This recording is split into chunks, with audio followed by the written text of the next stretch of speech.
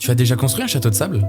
Souviens-toi, les pieds ancrés dans le sable, à construire des tours bancales, des douves trop petites pour arrêter l'eau, et puis la vague. Cette vague qui, en quelques secondes, efface tout. Mais tu sais quoi? Tu n'étais pas triste, pas frustré.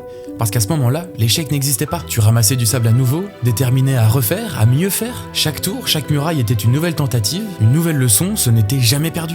C'est ça, le bac à sable. Un espace où chaque grain est une chance, une possibilité infinie de créer, d'essayer, de se tromper. Un endroit où l'échec n'a pas de conséquences graves, où tout est permis. Mais qu'est-ce qui s'est passé?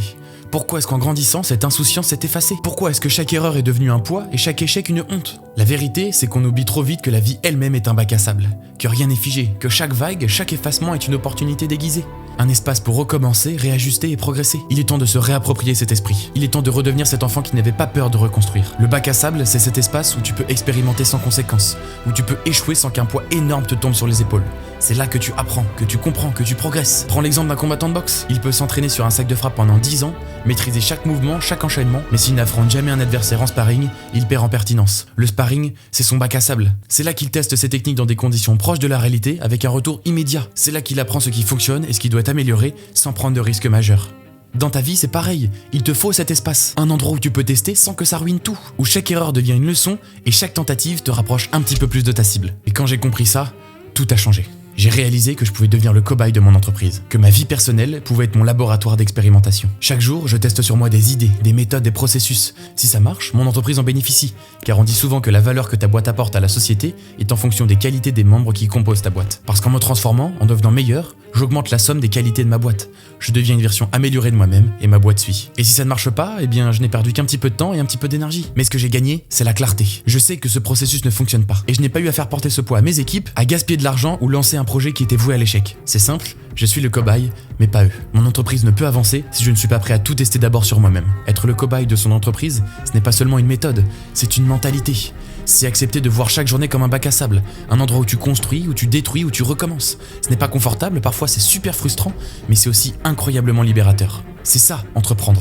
Pas seulement monter une boîte, mais avoir cet état d'esprit dans sa vie, être en action constante, observer, analyser, ajuster, se traiter comme un projet en perpétuelle évolution. Et voilà pourquoi la comparaison avec le bac à sable est si puissante. Ce n'est pas juste une belle image, c'est une philosophie. Dans un bac à sable, il n'y a pas de jugement, il n'y a que des tentatives, des essais, des échecs qui mènent à des réussites. Dans ma vie personnelle, je teste mes idées, mes routines, mes process. Si je veux que mon entreprise soit un espace de croissance et d'innovation, je dois moi-même devenir cet espace.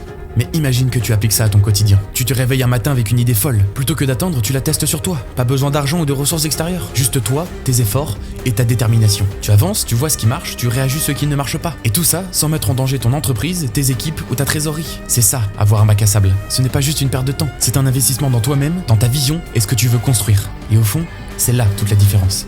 Ce n'est pas une question d'être entrepreneur. Ce n'est pas un titre, une étiquette ou un statut. C'est une question d'être entreprenant.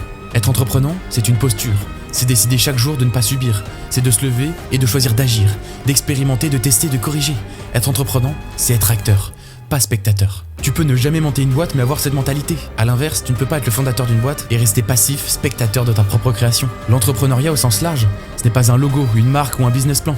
C'est un état d'esprit. C'est le courage de te traiter comme ton propre projet. C'est d'appliquer à toi-même les méthodes que tu veux voir grandir autour de toi. Parce qu'avant de gérer une entreprise, tu dois apprendre à gérer toi-même. Et dans cette gestion, il y aura des essais, des erreurs, des moments où tout semble s'effondrer. Mais tant que tu restes dans ce bac à sable, tant que tu reconstruis, rien n'est jamais vraiment perdu. Alors sois entreprenant avec toi-même. Pas pour bâtir un empire, mais pour bâtir la personne qui sera capable de le faire.